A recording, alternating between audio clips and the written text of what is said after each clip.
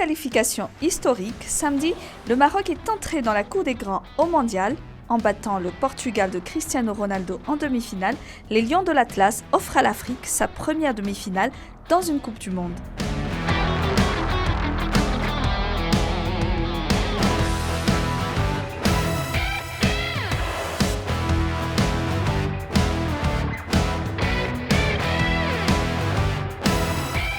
L'Afrique a certes déjà eu de grandes équipes, mais celles-ci ont toutes trébuché en quart de finale. Il y avait eu le Cameroun de Roger Milla en 1990, le Sénégal d'Eladji Diouf en 2002 et le Ghana d'Asamoah Gyan en 2010. Seul le Maroc a pu réussir l'exploit de passer le cap des quarts de finale en 2022.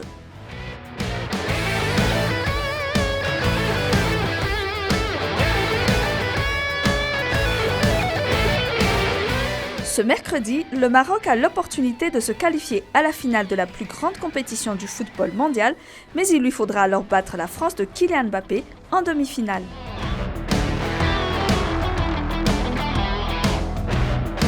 C'est une affiche pour le moins inattendue en demi-finale d'un mondial. Sur le papier, les Bleus semblent largement favoris.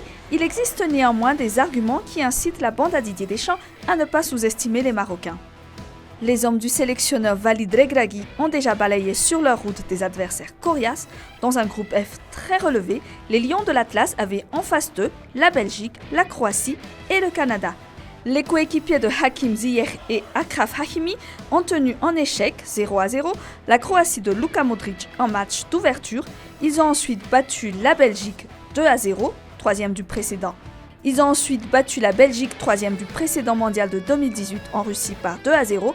Puis le Maroc termine premier de son groupe en battant le Canada par 2-1. Les Lions de l'Atlas ont ensuite éliminé l'Espagne en huitième de finale au tir au but, 0-0 à la fin des prolongations et 3 tirs au but à 0. Puis ils se sont défaits du Portugal en quart de finale en battant l'équipe de Cristiano Ronaldo par 1-0. Si le Maroc est encore en vie à cette Coupe du Monde, c'est en grande partie grâce à une défense solide.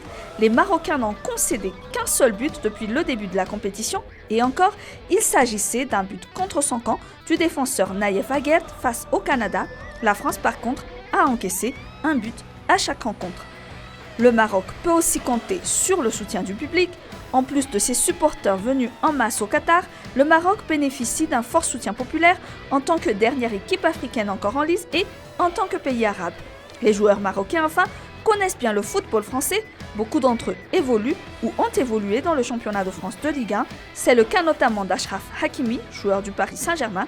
On peut également citer Sofiane Boufal, formé au SCO d'Angers et passé par le LOSC en 2015-2016.